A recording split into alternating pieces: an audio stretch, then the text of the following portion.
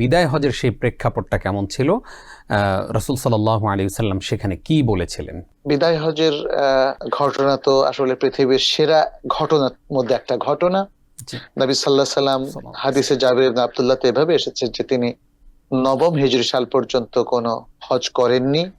এরপরে দশম হিজরি সাল যখন আসলো তখন তিনি বললেন, ঘোষককে বললেন ঘোষণা করে দিতে যে এই বছর নবী সাল্লাল্লাহু আলাইহি সাল্লাম হজে যাবেন। এবং তখন ঘোষণার পরে হাজার হাজার জনতা মদিনায় আসলেন। এখানে খুব সংক্ষেপ করে জাবের রাদিয়াল্লাহু তাআলা বলছেন যে আমি দেখলাম সামনে অসংখ্য মানুষ, যেদিকে দু চোখ যায় মানুষ আর মানুষ, ডান দিকেও তাই, বাম দিকেও তাই, পেছনেও তাই। এত সব লোক একসাথ হলো নবী সাল্লাল্লাহু আলাইহি ওয়াসাল্লামের সাথে হজ করার জন্য। কারণ তারা প্রত্যেকে চাইতেন যে তিনি কিভাবে হজ করেন সেভাবে তারা হজ করবে, কোথায় কি কাজ করেন সেভাবে তারা তাকে অনুসরণ করবে, ইক্তেদা করবে। মানে একটা চমৎকার একটা সুন্দর বিষয় আমরা এখানে লক্ষ্য করলাম। নবী সাল্লাল্লাহু আলাইহি সাল্লাম আরাফার দিন মিনা থেকে এসে সরাসরি নামিরায় অবতরণ করলেন, সেখানে কিছু বিশ্রাম করলেন এবং জাওয়ালের সময় তিনি উপত্যকায় নেমে এসে খুতবা দিলেন।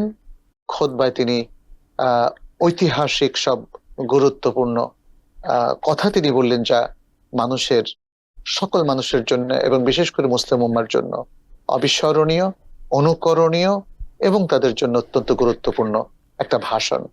তিনি বললেন,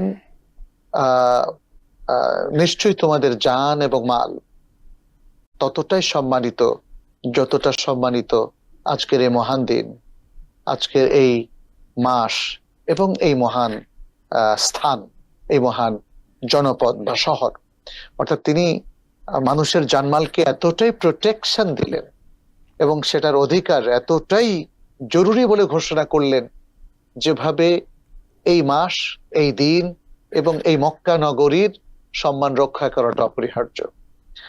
তিনি বললেন সেখানে যে কোনো আরবের উপর, অনারবের উপর আরবের শ্রেষ্ঠত্ব নেই, কোনো কালোর উপর সাদার কোনো শ্রেষ্ঠত্ব নেই।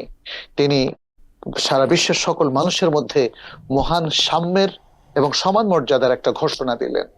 তিনি নারীদের অধিকারের ঘোষণা দিলেন এবং নারীদের ব্যাপারে যেন পুরুষরা আল্লাহকে ভয় করে, পুরুষরা যেন তাদের স্ত্রীদের সাথে সদয় আচরণ করে, তাদেরকে যেন কোনো অত্যাচার না করে, বরং তাদের অধিকার তাদেরকে সুন্দরভাবে দেয়, সে ঘোষণা তিনি তাদেরকে দিলেন।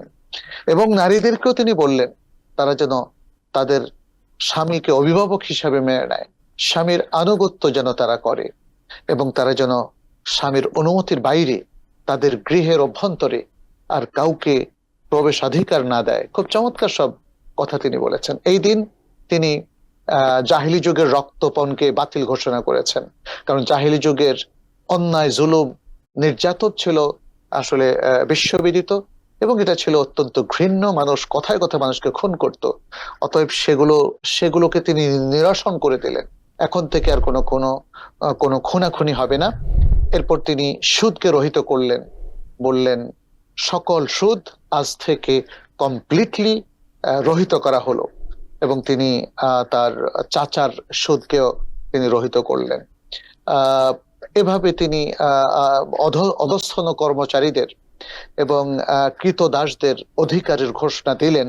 সারা বিশ্বের ইতিহাসে আসলে এই ঘোষণাটা অবিস্মরণীয়, কারণ তিনি বললেন যে তাদের অধিকার যেন ক্ষুণ্ণ করা না হয় এবং তাদেরকে তাদের খাবারের অধিকার, তাদের অন্ন, বস্ত্র, বাসস্থানের অধিকারের কথা তিনি চমৎকার ভাবে ঘোষণা করলেন।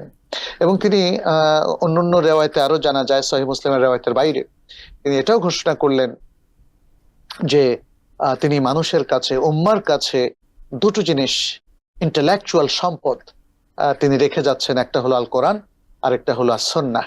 মানুষ যতদিন কোরআন এবং সুন্নাহকে আঁকড়ে ধরে থাকবে ততদিন তারা পথ হারাবে না, তারা সঠিক পথে থাকবে, সত্যের পথে, ঈমান এবং আমলের পথে থাকবে।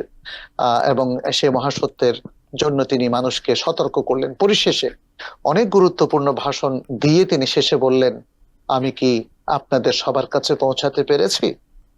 উপস্থিত জনতা এক স্বরে বললেন, হ্যাঁ, আমরা আপনার কথা শুনেছি, আপনি আমাদের কাছে আল্লাহর বাণী পৌঁছিয়েছেন।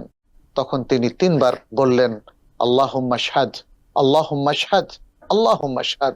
হে আল্লাহ, আপনি সাক্ষী থাকুন, আপনি সাক্ষী থাকুন, আপনি সাক্ষী থাকুন, আপনার বাণী আমি সকল মানুষের কাছে পৌঁছে দিয়েছি। তো এই হলো চমৎকার আসলে বিদায়ী হজের ভাষণ। নবী সাল্লাল্লাহু আলাইহি সাল্লামের ভাষণ দিয়ে আসলে মানবতার বিজয় তিনি সাধন করেছেন। মানুষের অধিকারকে তিনি প্রতিষ্ঠিত করে গেছেন, এবং এই অধিকার আসলে এত সুন্দরভাবে আর কেউ প্রতিষ্ঠিত করতে পারেনি। আমরা আধুনিক যুগে হিউম্যান রাইটস ডিক্লারেশন দেখি, বাট নবী সাল্লাল্লাহু আলাইহি সাল্লামের এই ডিক্লারেশন ছিল কালজয়ী এবং সৌন্দর্যমণ্ডিত এবং সত্যিকার অর্থে মানব দরদী, মানব বান্ধব এক চমৎকার ভাষণ তিনি সেদিন দিয়েছিলেন। Adin Television, a complete way of life.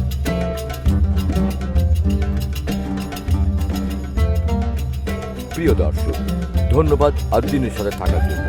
এমন আরো সুন্দর সুন্দর ইসলামিক কন্টেন্ট ও সবশেষ আপডেট পেতে সাবস্ক্রাইব করুন আমাদের ইউটিউব চ্যানেল আদ্দিন এবং পাশের বেল আইকনটি চাপুন।